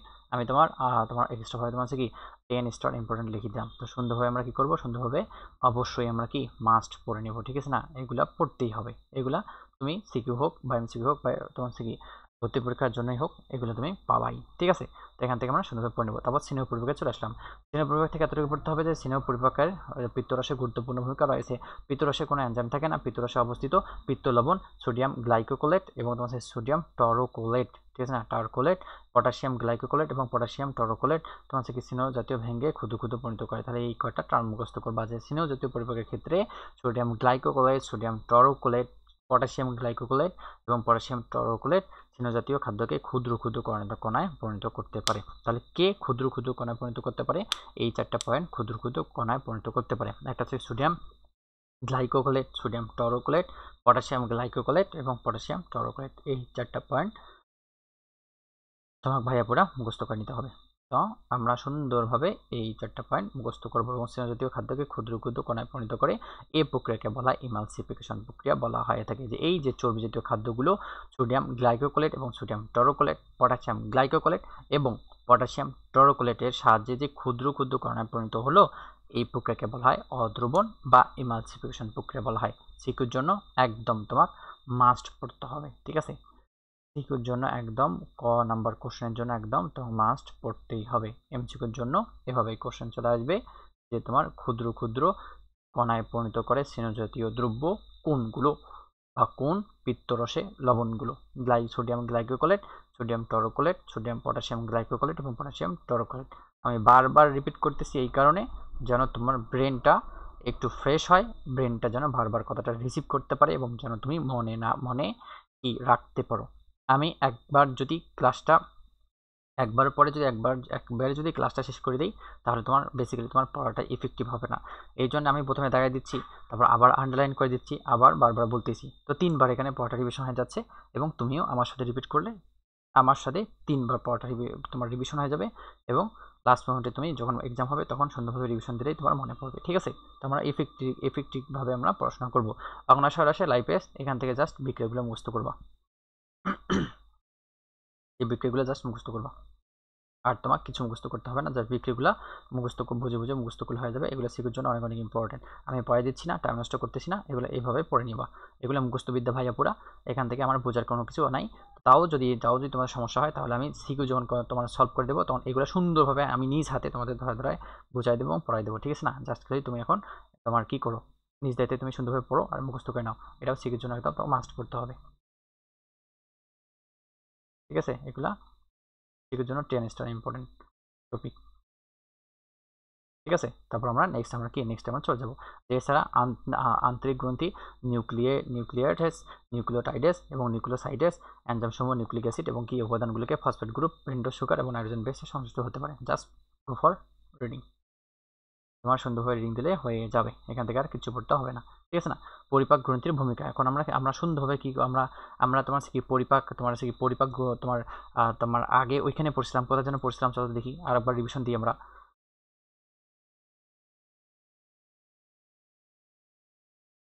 এই যে আমরা এই পার্টে আমরা পড়ছিলাম যে তোমার হচ্ছে কি এই পার্টে আমরা পড়ছিলাম যে পৌষ্টিক তন্ত্রকে দুইভাবে ভাগ করা যায়, একটা হচ্ছে পৌষ্টিক নালী, একটা পৌষ্টিক গ্রন্থি। তো পৌষ্টিক নালী আমরা মুখ পড়লাম, মুখ শুদ্ধ পড়লাম, অন্যান্য পড়লাম, গল্পই বললাম, পাকস্থলী, তোমার এই পার্টগুলো আমরা পড়লাম যে কার্ডিয়াক, ফান্টাস, বড় পাক, ছোট পাক, পালের রাস্তা বা ক্ষুদ্রান্ত আমরা পার্টটা পড়লাম, যে ডিউড্রাম, জিউড্রাম, ইলিয়াম সম্পর্কে পড়লাম। বৃহদান্ত আমরা কোনো পড়ি নাই, ক্ষুদ্রান্ত আমরা পড়ি নাই। তো আমরা নেক্সট টপিকে আমরা পড়ে নেব, তারপর পড়লাম। তো এখান থেকে আমরা এতটুকু পড়ে নিলাম। তারপর এখন আমরা কি যাবো, যে তোমার পৌষ্টিক গ্রন্থি সম্পর্কে আলোচনা করবো, লালা গ্রন্থি সম্পর্কে আলোচনা করবো, যকৃৎ সম্পর্কে আলোচনা করবো, অগ্নাশয় সম্পর্কে আলোচনা করবো, এবং তোমার হচ্ছে কি পরিপাক গ্রন্থি এবং আন্তরিক গ্রন্থি সম্পর্কে আলোচনা করবো, সরি গ্যাস্ট্রিক গ্রন্থি। তো এসব সম্পর্কে আমরা আলোচনা করবো। তো ভাইয়ের সঙ্গে কি করবো, ভাইয়ের সঙ্গে সুন্দরভাবে তুমি সুন্দরভাবে পড়ে নাও, ঠিক আছে। তো ভাইয়ের সঙ্গে সুন্দরভাবে পড়ে নেবো ওই পাঠটা পরিপাক গ্রন্থি সম্পর্কে এখন আমরা কি এখন চলে যাব। তো পরিপাক গ্রন্থি থেকে যতটুকু ইম্পর্টেন্ট ততটুকু আমি দেখা দিচ্ছি। প্রথমে ফার্স্ট আমাদের পড়তে হবে কি লালা গ্রন্থি সম্পর্কে পড়তে হবে, ঠিক আছে। তো লালা গ্রন্থিটা থেকে আমরা শুরু করবো, যে লালা গ্রন্থি থেকে আমরা কি সুন্দরভাবে আমরা পড়ে নেব। যেখানে বলছে যে পৌষ্টিক পরিপাক গ্রন্থি ভূমিকা, পৌষ্টিক তন্ত্রের সাথে সংশ্লিষ্ট যেসব গ্রন্থি থেকে বিভিন্ন রস খরিত হয়, খাদ্য পরিপাকে সহায়তা করে, সেগুলো হচ্ছে পৌষ্টিক গ্রন্থি বা পরিপাক গ্রন্থি নামে পরিচিত। এখান থেকে টন মুখস্থ করবা, সিকিউর জন্য একদম মাস্ট তোমার ক এবং খ জন্য চলে আসবে, যে পৌষ্টিক গ্রন্থি বলতে কি বোঝায় এবং পৌষ্টিক গ্রন্থিগুলো ব্যাখ্যা করো। তাহলে এখান থেকে এতটুকু আমরা কি সিকিউর জন্য একদম মাস্ট পড়ে নেব, হয় ক এর জন্য না হয় খ এর জন্য আমরা সুন্দরভাবে কি করব একদম মাস্ট পড়ে নেব। যে এইভাবে কোশ্চেন চলে আসবে, ঠিক আছে। যে তোমার কি তোমার পরিপাক গ্রন্থি কাকে বলে, যে পৌষ্টিক তন্ত্রের সাথে সংশ্লিষ্ট যেসব গ্রন্থি বিভিন্ন রস খরিত খাদ্য পরিপাকে সহায়তা করে, তোমার কি তারপর এখানে বলছে কি সেগুলোকে বলা হয় পৌষ্টিক গ্রন্থি। যেমন কি হতে পারে, যেমন পৌষ্টিক গ্রন্থি 5 প্রকার হতে পারে, একটা লালা গ্রন্থি, একটা যকৃৎ, একটা অগ্নাশয়, একটা তোমার কি গ্যাস্ট্রিক গ্রন্থি, একটা আন্তরিক গ্রন্থি। এখান থেকে আমরা টন মুখস্থ করে নেব। তারপর চলে আসো যে এইসব গ্রন্থি মধ্যে গ্যাস্ট্রিক গ্রন্থি পাকস্থলী প্রাচীর এবং আন্তরিক গ্রন্থি আন্তরিক প্রাচীর অবস্থান করে থাকে। অন্য গ্রন্থিগুলো পৌষ্টিনালীর বাইরে অবস্থিত এবং স্বতন্ত্র গঠন বিশিষ্ট। নিচে এসব সম্পর্কে আলোচনা করে আমরা করব। তো এট ফার্স্ট আমরা লালা গ্রন্থি সম্পর্কে আলোচনা করব, যার ইংলিশ টার্মকে বলা হয় সালাইভারি গ্ল্যান্ড বলা হয়। তো এখান থেকে আমরা পড়ে নেব যে মানুষের মুখ গহ্বরের দুপাশে 3 জোড়া লালা গ্রন্থি থাকতে পারে। এটাই তোমার কি 5 স্টার ইম্পর্টেন্ট এমসিকিউর জন্য, যে মানুষের তোমার কয় জোড়া লালা গ্রন্থি থাকতে পারে, 3 জোড়া লালাগ্রন্থি থাকতে পারে, অর্থাৎ 6টা লালাগ্রন্থি থাকতে পারে, ঠিক আছে না। মুখে এক চোয়ালে তোমার এই 3টা, আর একটা চোয়ালে 3টা, তাহলে 3 3 6টা, তাহলে 3 + 3 ইকুয়াল তোমার 6, অর্থাৎ 6টা থাকতে পারে, অথবা 2 জোড়া 3 জোড়া থাকতে পারে। আমার লালা গ্রন্থিগুলো এপিথেলিয়ামে আবৃত গোল বা ডিম্বাকার নং রস নিংসারি তোমার কি অসংখ্য থলি নিয়ে গঠিত। থলির প্রাচীরে 2 ধরনের কোষ থাকে, আমরা আগেই পড়ছিলাম, এখন রিভিশন দিচ্ছি, যে একটা হচ্ছে শ্বাস কোষ, একটা হচ্ছে মিউকাস কোষ। শ্বাস কোষ থেকে তোমার কি শ্বাস রস নিঃসৃত হয়, মিউকাস কোষ থেকে তোমার কি মিউকাস রস নিঃসৃত হতে পারে। প্রত্যেক থলি থেকে একটি তোমার কি নালী বেরিয়ে তোমার কি বলছে লালা গ্রন্থি মূলত নালীতে যুক্ত হয়। হ্যাঁ, মানুষের মুখ গহ্বরের দুপাশে 3 জোড়া লালা গ্রন্থি থাকতে পারে। তো এসব সম্পর্কে আমরা আলোচনা করব, কোন 3 জোড়া হতে পারে। একটা হচ্ছে প্যারোডিড গ্রন্থি, একটা তোমার কি সাবমেন্ডিবুলার গ্রন্থি, আর একটা কি হবে সাবলিঙ্গুয়াল গ্রন্থি হবে। তো এখান থেকে আমরা এতটুকু মুখস্থ করে নেব, যে প্যারোডিড গ্রন্থি, সাবলিঙ্গুয়াল গ্রন্থি, সাবমেন্ডিবুলার গ্রন্থি। তো প্যারোডিড গ্রন্থি থেকে এতটুকু তোমার দেখো মেডিকেল ভর্তি পরীক্ষা এই লালা গ্রন্থি থেকে তোমার চলে আসছিল কোশ্চেন, যে 12 থেকে তোমার 13 সালে চলে আসছিল। তো এটা আসলে তোমার ইনফেটিসটা ইম্পর্টেন্ট। যে প্যারোটিড গ্রন্থি তোমার ইংলিশ টার্মটা মুখস্থ করতে হবে, যে PAROTID প্যারোটিড গ্ল্যান্ড, এগুলো সবচেয়ে বড় লালা গ্রন্থি। তাহলে কি মানুষের যে 3 ধরনের লালা গ্রন্থি রয়েছে, তার মধ্যে সবচেয়ে বড় লালা গ্রন্থির নাম কি প্যারোটিড গ্রন্থি। কানের তোমার কি প্রত্যেক কানের নিচে রয়েছে একটি পরে মোট 2টি প্যারোটিড গ্রন্থি। প্রত্যেক গ্রন্থি থেকে একটি নালী বেরিয়ে দ্বিতীয় অর্ধমোলার দাঁতে বিপরীত মুখে উন্মুক্ত হয়। তাহলে যে কখন যে কোশ্চেন আসে যে দ্বিতীয় অর্ধমোলার দাঁতে উন্মুক্ত হয় কোন ধরনের লালা গ্রন্থি, প্যারোটিড লালা গ্রন্থি। ডেন্টাল ভর্তি পরীক্ষা 20 থেকে 21 সালে চলেছিল। তো এইগুলো আসলে ইম্পর্টেন্ট ভাই। তুমি তোমার নাম ভুলে যাও, শ্বশুর শাশুড়ির নাম ভুলে যাও, বউয়ের নাম ভুলে যাও, কিন্তু এগুলো ভোলা যাবে না। তো আমরা ভুলতে চাই না, ভুলবো না। তারপর চলে আসলাম যে সাবমেন্ডিবুলার গ্রন্থিতে চলে আসলাম, যে সাবমেন্ডিবুলার গ্রন্থি থেকে এতটুকু বুঝতে করবা, যে প্রতি মেন্ডিবল বা নিম্ন চোয়ালে কৌণিক অঞ্চলের নিচে একটি করে মোট 1 জোড়া সাবমেন্ডিবুলার গ্রন্থি অবস্থান করে। এই গ্রন্থির নালী তোমার জিহ্বার নিচে ফ্রেনুলামে নামক বিশেষ ত্বকের পাশে অবস্থান করা থাকে। তাহলে এখান থেকে এতটুকু আমরা মুখস্থ করে নেব, যে তোমার কি এখান থেকে এতটুকু মুখস্থ করে নেবা সিকিউর জন্য, এমসিকিউর জন্য, বেশি করে মেডিকেল ভর্তি পরীক্ষার জন্য। এভাবে তোমার চলে আসবে যে তোমার কি যে তোমার জিহ্বার নিচে ফ্রেনুলাম নামক বিশেষ ত্বকের পাশে মুক্ত হয় কোন ধরনের গ্রন্থি বা কোন লালা গ্রন্থি, সাবমেন্ডিবুলার লালা গ্রন্থি। এখান থেকে আমরা এতটুকু পড়ে নেব। তারপর থার্ড পয়েন্টে চলে আসলাম, যে সাবলিঙ্গুয়াল গ্রন্থি থেকে এতটুকু পড়ে নিবা, যে জিহ্বার নিচে অবস্থিত একজোড়া সাবলিঙ্গুয়াল গ্রন্থি। তাতে সাবলিঙ্গুয়াল মানে কি নিচে, অর্থাৎ তোমার কি যে সাবলিঙ্গুয়াল গ্রন্থি কোথায় অবস্থান করে থাকে, জিহ্বার নিচে অবস্থান করে থাকে, ঠিক আছে না। জাস্ট আরেকবার ভাইয়ের সঙ্গে আমরা সুন্দরভাবে রিভিশন দেবো, দেখাই নেব। যে তোমার কি আমরা পড়ে আসলাম যে তোমার হচ্ছে মুখ মুখ গহ্বরে কয় ধরনের তোমার হচ্ছে কি গ্রন্থি থাকে, তিন ধরনের। সেখানে তোমার সিরাস কোষ থাকে, মিউকাস কোষ থাকে। তারপর তোমার হচ্ছে কি সেই তোমার হচ্ছে কি 3 ধরনের তোমার হচ্ছে লালা গ্রন্থিগুলোর নাম হচ্ছে এই তোমার এতটুকুই, যে তোমার হচ্ছে কি প্যারোডিড গ্রন্থি। তারপর কোন গ্রন্থি হবে ভাইয়া পুরা, যে প্যারোডিড গ্রন্থি হবে, যে প্যারোডিড গ্রন্থি। হ্যাঁ, এগুলো সবচেয়ে বড় গ্রন্থি এবং এটা দ্বিতীয় ঊর্ধ্বমূলার দাঁতের বিপরীত দিকে অবস্থান করে থাকে। এটা আমরা সুন্দরভাবে এখান থেকে পড়ে নেব। তারপর চলে আসলাম সাব মেন্ডিবুলার গ্রন্থি, সাব মেন্ডিবল গ্রন্থি চলে আসলাম। ইংলিশ টার্মটা মুখস্থ করে নিবা, যে প্রতি মেন্ডিবল নিম্নচলে কৌণিক অঞ্চলে অবস্থান করে থাকে এবং তোমার হচ্ছে জিহ্বার নিচে ফ্রেনুলাম নামক বিশেষ ধরনের ত্বকের পাশে অবস্থান করে থাকে। তাহলে এটা আমরা মুখস্থ করে নেব। তারপর চলে আসলাম যে সাব লিঙ্গুয়াল গ্রন্থি থেকে, এখান থেকে এতটুকু মুখস্থ করে নিবা, যে সাব লিঙ্গুয়াল গ্রন্থি তোমার জিহ্বার নিচে তোমার হচ্ছে কি অবস্থান করে এবং একজোড়া লিঙ্গুয়াল গ্রন্থি নিয়ে গঠিত। এখান থেকে এতটুকু মুখস্থ করলে that will be more than enough for you for MCQ, ঠিক আছে না? এখান থেকে এতটুকু মুখস্থ করলে হয়ে যাবে। তারপর লালায় চলে আসলাম, অর্থাৎ লালা গ্রন্থি শেষ, এখন আমরা লালায় চলে আসবো। লালা গ্রন্থি থেকে নিংসিত রসকে বলা হয় লালা বা লালা বলা হয়, রস বলা হয়, ঠিক আছে না? একজন সুস্থ মানুষ প্রতিদিন প্রায় কি 1200 থেকে 1500 মিলিমিটার তোমার লালা ক্ষরণ করে থাকে। আমরা আগেও পড়ছি, এখনো পড়লাম। তো এটা 5 স্টার ইম্পর্টেন্ট এমসিকিউর জন্য, ঠিক আছে না? যে কোশ্চেন করবে যে মানুষের লালা প্রতিদিন কত মিলিমিটার ক্ষরণ করতে পারে, 1200 মিলিমিটার থেকে, দেখো 1200 মিলিমিটার থেকে তোমার 1500 তোমার কি 1500 মিলিমিটার তোমার কি লালা ক্ষরণ করতে পারে। আর যদি বলে লিটার, তাহলে 1.2 লিটার থেকে তোমার কি 1.5 লিটার পর্যন্ত লালা ক্ষরণ করতে পারে। তাহলে এখান থেকে দুইটায় তুমি কি বই থেকে দুইটায় আন্ডারলাইন করে নিবা। তারপর লালা উপাদান আমরা কতটুকু পড়বো, লালা উপাদান থেকে জাস্ট খালি এতটুকুই মুখস্থ করবা যে পানির পরিমাণ কত পার্সেন্ট থাকতে পারে, 95 থেকে 5% থেকে 99.5% থাকতে পারে। এটা ইনফিনিটি স্টার ইম্পর্টেন্ট। আর বাকিগুলো জাস্ট রিডিং দিলেই তোমার হয়ে যাবে, বাকিগুলো তাও আমি পড়াই দিচ্ছি।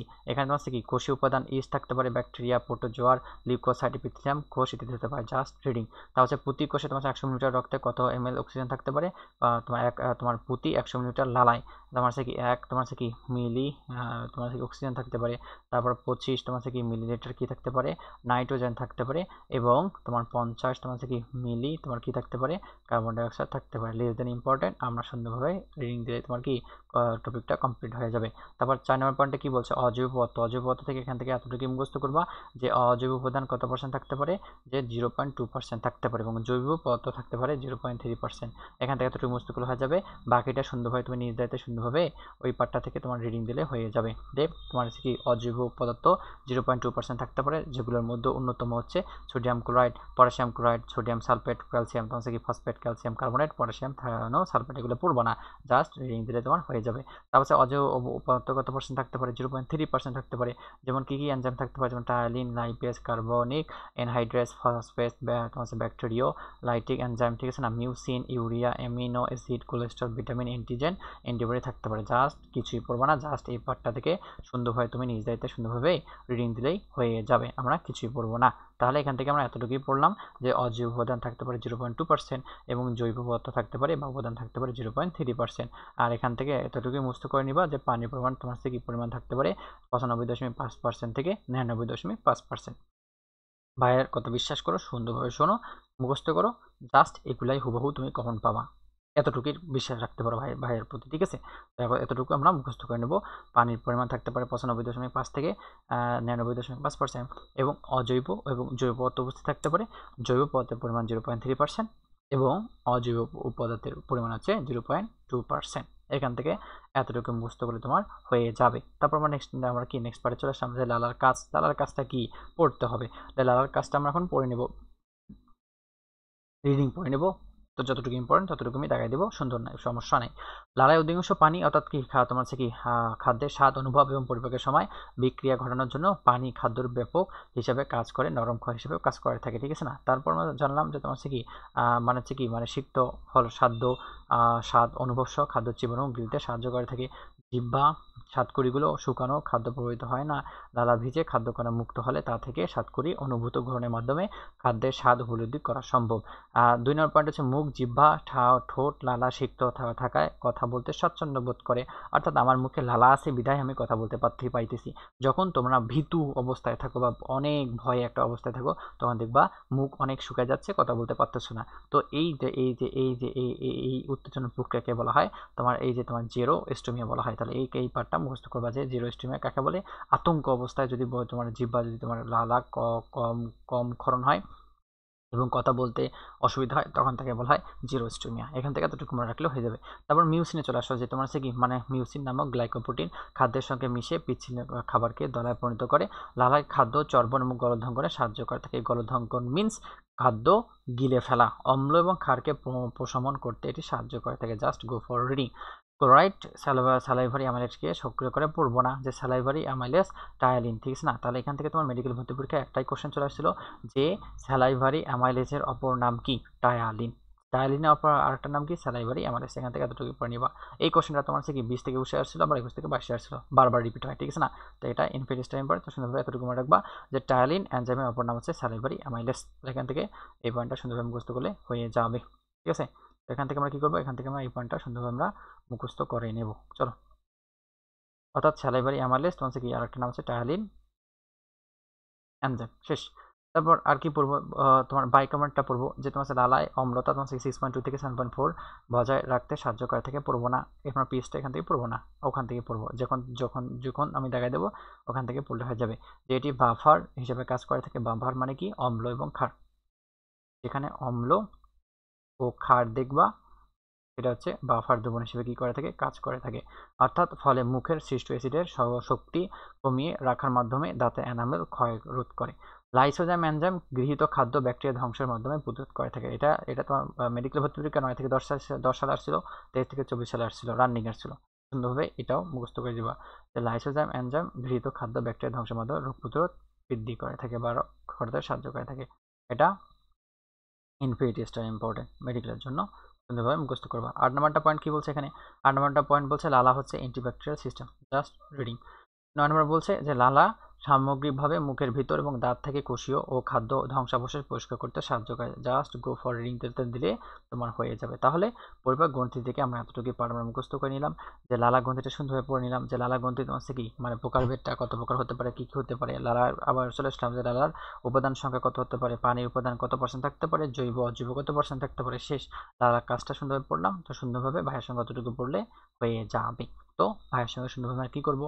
সুন্দরভাবে তোমার কি মনোযোগ সহকারে ক্লাসটা সুন্দরভাবে আমরা করে নেব এবং তোমার কি সুন্দরভাবে বইটা দেখায় নেব। তো ওভারঅল তোমাদের অসংখ্য ধন্যবাদ ক্লাসটা তোমার সুন্দরভাবে আমার সঙ্গে তোমার কি করে নেওয়ার জন্য এবং অ্যাটেন্টিভলিভাবে বইটা দেখায় নেওয়ার জন্য, ঠিক আছে? তো আমরা সুন্দরভাবে টাইম নষ্ট করব না, সুন্দরভাবে পড়াশোনা করব। অতি শীঘ্রই তোমাদের হাবিব ভাইয়া এই তোমার কি চ্যাপ্টারে একটা নতুন একটা টপিক নিয়ে চলে আসতেছে। তো ওভারঅল ভাইয়ের জন্য অনেক অনেক দোয়া করবা যেন ভাইয়া সুস্থ থাকতে পারে এবং তোমাদের মানে হচ্ছে প্রিপারেশনটা একটু গুছাই দিতে পারবে, ঠিক আছে? তো ওভারঅল আমরা এতটুকুই আমরা আজকে রাখলাম। সবাইকে অনেক অনেক ধন্যবাদ তোমাদের ইম্পর্টেন্ট সময় আমাদের প্ল্যাটফর্মে দেওয়ার জন্য, ঠিক আছে? তো আমরা সুন্দরভাবে পড়াশোনা করব এবং ভাইয়া একটু পর তোমাদের এক্সাম ব্যাচ তোমাকে প্রোভাইড করে দেবে। যার পার্সোনাল ব্যাচে চলে আসো তার সুন্দরভাবে এক্সামটা সুন্দরভাবে দিয়ে দেবা। তো আজকে টাটা, আল্লাহ হাফেজ। হ্যাঁ, take care till then, still now, ঠিক আছে না? তো আল্লাহ হাফেজ, আসসালামু আলাইকুম রহমতুল্লাহি ওয়া বারাকাতুহু।